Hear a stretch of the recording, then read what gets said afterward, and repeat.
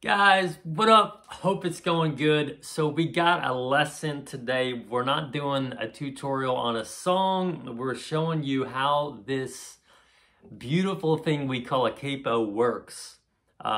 Changing keys. So this is going to be a fun lesson, of a huge fun learning step for you maybe.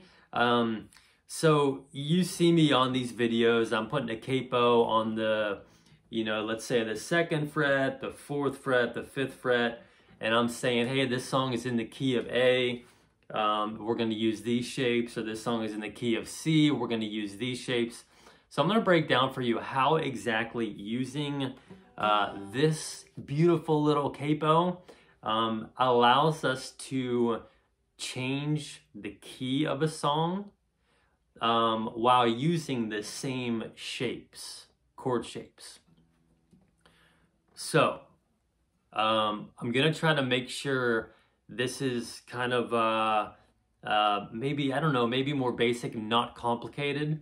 So I'm gonna do separate videos for, so we know this is in the key of G, these easy G chords.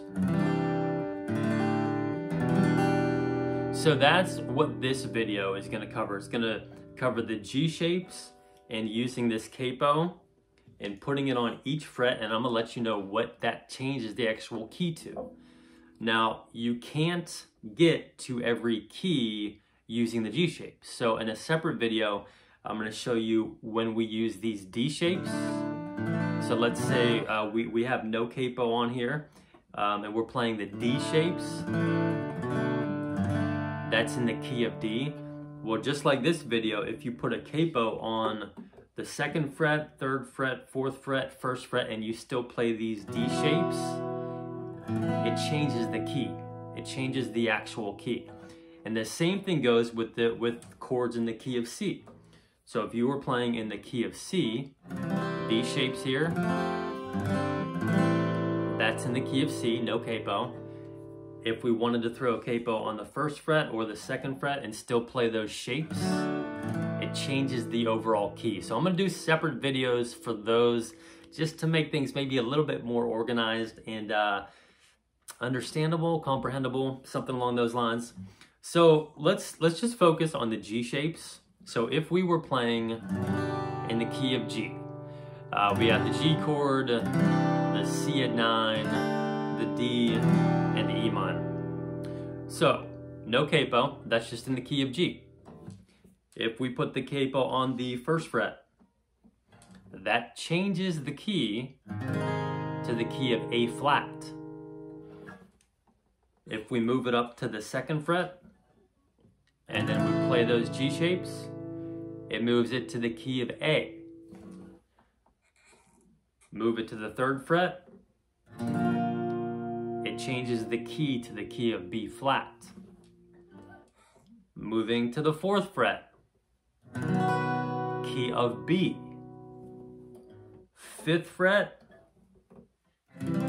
key of C.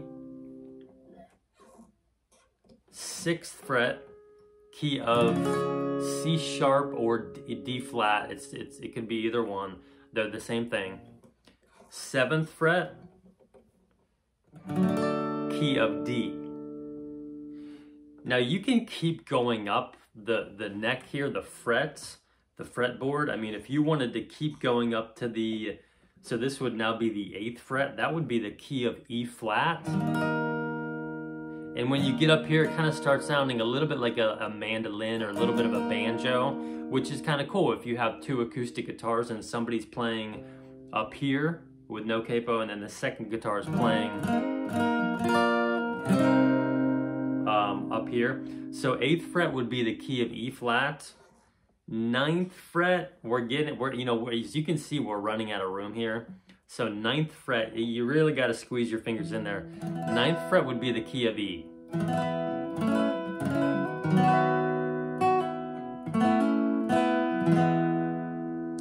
So, I don't know where, I think I found this on the internet somewhere in the depths of Google. I forget where I found out all of this stuff, but somewhere along my journey, I figured this stuff out, and I would just have a note card in my guitar case, or I would just have like a note card, I don't know, wherever my guitar stuff was, and I would just write down, you know, capo on the 1st fret, G chords, key of A flat. Capo 2nd fret, key of A. Capo 3rd fret, key of B flat. Capo 4th fret, key of B, so on and so forth. That way you can just kind of like easily revert back to it. So that shows you what key it turns into. So just want to show you, let's in the key of G, and like in most of these, when we use the capo, that usually takes the key up a little bit and it like makes it higher. So if we started on let's say capo on the 2nd fret, and we were playing Waymaker, I think everyone knows that song, Waymaker by Bethel. You know, it would start off like this. You are here, working in this place. I worship you, I worship you. Okay, so if we took it up like maybe to the 5th fret, it's going to be a little bit higher. You are here, moving in our midst. I worship you, I worship you. If you kept taking it up, it would do the same thing. So now we're on the 7th fret capo, key of D. You are here, moving in our midst. I worship you, I worship you. So that's how the capo kind of works as far as changing keys. So you can literally slide all the way up and down this fretboard using the capo on literally every fret if you wanted to, playing those G shapes. And it is kind of fun. I remember when I learned this probably 3 or 4 years ago, it opened up a whole new, I guess, like playbook for me guitar wise, because y'all know I don't do music theory. I wasn't brought up like classically trained, anything like that. I just learned by ear, learned on YouTube, learned by worshiping and playing chords. So this, I just kind of learned, like it opened up my guitar playbook, and just it gave me a little bit of guitar theory of how the capo worked. Because you know, let's say you had 2 acoustic guitars, and you were just doing like some backyard worship, some basement worship, some house worship, or you were on the worship team and you had 2 acoustic guitars. Let's say you were doing the song Waymaker, and the worship leader was singing it in the key of C. So we know, just like I showed you a couple minutes ago, if you put the capo on the 5th fret and you play in these G shapes, that takes the actual key to the key of C. I don't know how the guitar does that. I don't know how these magic little strings in this capo turns it into the key of C, but it does. So you could play, one person could be playing the song with a capo on the 5th fret, playing these G shapes. You are here, moving in our midst. I worship you, I worship you. And then the other guitar player could be playing in just regular no capo, the key of the C shapes. You are here, F, moving in our midst, C, and I worship you, G, and I worship you, A minor. So those 2 different ways of playing, it's the same key, you're just using a little bit different sound, so it sounds really nice. Same thing with, you know, let's say you were doing that song in the key of D and you had 2 acoustics. You could do, one person could be up here on the 7th fret, again playing the G shapes, which takes it to the key of D.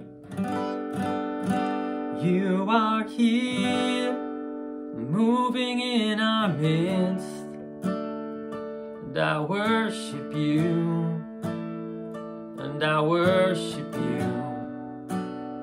And the other person can be playing with no capo, playing these D shapes.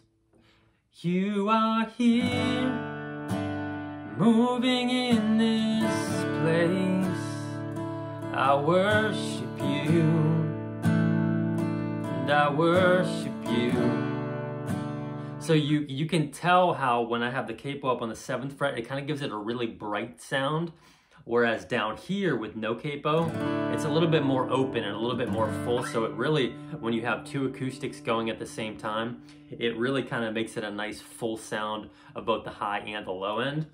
And then I'm not gonna get too crazy on this lesson, but just to give you another example, and this will come in the lesson, changing keys using a capo with these C shapes. If you put the capo on the 2nd fret and you play these C shapes, that turns it into the key of D. So you could do, you are here, moving in our midst, I worship you, I worship you. So if you had 3 acoustics and you were just doing a straight up fun acoustic, jam session, you have 3 different guitar pieces that you guys can all be playing in unison, and giving it different sounds and different feels, and just kind of capturing a bunch of different, they're the same notes, the same chords, the same key, just you're playing it differently. So anyways, I hope that makes sense. Yeah, this is just a super cool way to learn and to figure out how to play things in different keys. To be honest, I probably wouldn't go beyond capo 7, which makes it into the key of D. I probably wouldn't go much higher than that. I mean, if you wanted to, you could just, if it was a super casual worship get together, you were just jamming with your buddies or your friends, you could definitely go for it. But if you were the only acoustic on the worship team and the worship leader was playing a song in the key of E, I probably wouldn't show up to rehearsal or to the worship set Sunday morning practicing the song with a capo all the way on the 9th fret, playing in the G shapes. Probably not going to be the best option. So again, just don't be like, hey, this guy on YouTube told me I can go all the way up to the 9th and 10th fret and just play these G shapes. Definitely use it sparingly, use your judgment, because it still sounds good, but it's obviously much higher than what you probably could or should be doing. So anyways, just use that with caution. Anyways, hope this helps you guys out. If you have questions, leave a comment for sure. Again, I'll be doing separate videos showing you how the key changes when you're using the D shapes, and then also when you're using the C shapes. So if you're a beginner, hang tight, ask questions, throw up some comments, let me know if this was helpful. If you're new to the channel, you're new to the page, head on over to my community tab on the channel. I've got some Bible verses of the week, some scriptures, some subscriber giveaways, some live streams, a bunch of other stuff going on. So head over there, say what's up, drop your name, where you're from. I'd love to connect with you. I love just kind of doing that here on YouTube, connecting with you guys via the comments and via the channel. So head on over there, say what's up, and I'll catch you next time. Love you, bye.